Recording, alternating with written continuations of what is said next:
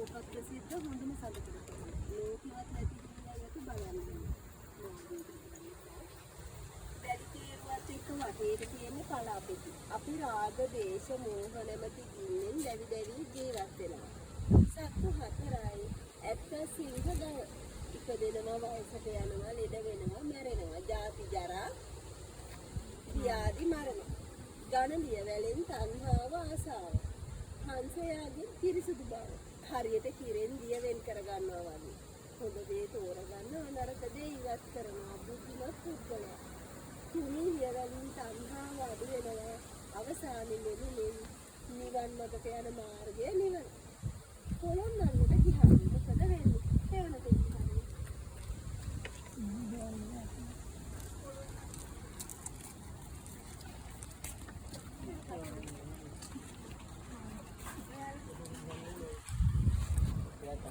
ඔයාලා දෙන්න බෑ. ඉරෝල්ලේ ඔක්කොම කොළොන්නට ගියාම දැනුවත් කරන්න මුළු සඳකඩ පහනම වෙනස් වෙනවා. ගවයා ඉවත් වෙනවා. හින්දු ආගමේ බලපෑම. ශිව දෙවියන්ගේ වාහනේ හිඳ ගවයා සෑදියේ කොළොන්නට. මැද හිටි බුදු පිළිමයක්. ආවාස 4ක්.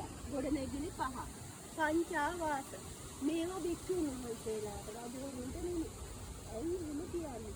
රජවරුන්ට නෙමෙයි කියන්නේ. අපි මේ ඉන්න කොටස අයිති වෙන්නේ අබේගිරියට. අබේගිරිය කියන්නේ කැම්පස් එක. 5000ක් භික්ෂුන් වහන්සේලා ඉගෙන ගන්නවා. ඉගෙන ගන්නවා 5000. එහෙනම් තව කොච්චර ඉන්නේ නැද්ද වැඩි හිටි භික්ෂුන් වහන්සේලා? මහරහතන් වහන්සේලා. ඒකනේ මේ හැමතැනම ගල්කම තියෙන්නේ. මේවා තත්තු 2ට 3ට තිබ්බ ගොඩ නැගිලි. ලී වලින් කරලා උන් වහලා තිබිලා තියෙන්නේ. විනාශ කරන්නේ කවුද? චෝල ආක්‍රමණයෙන් මුළු අනුරාධපුරේම ගිනි තියෙනවා. පස්සන මිහිදු දුර්වල පාලකයෝ. එහෙනම් දරුවන්ට කියන්න එපා කුත්තම් පුකුල ඇත්ත කියලා පෙන්නලා රජවරුන්ට බිසෝවරුන්ට ඇත්තුන්ට නාන්න කියලා. ඒවා භික්ෂුන් වහන්සේලාට. රජවරු ඉඳලා තියෙන්නේ ඇතුල් නුවර. ඇතුල් නුවර කියලා පුරාවිද්‍යාවකින් බෝඩ් ගහලා තියෙනවා. අපිට ගිහිල්ලා බලන්න පුළුවන්. රජුරුවන් උද්‍යානයේ බලන්න අපි යන්නේ විසාගම පාමුල රන්මසුවිලට අක්කර 40. එහෙනම් මේ ඇවිදින්නේ අද උදේ ඉඳන් කොහෙද? මිහිඳු හිමියන්ට දේවානම්පිය තිස්ස රජුරෝ පූජා කරපු උද්‍යානය.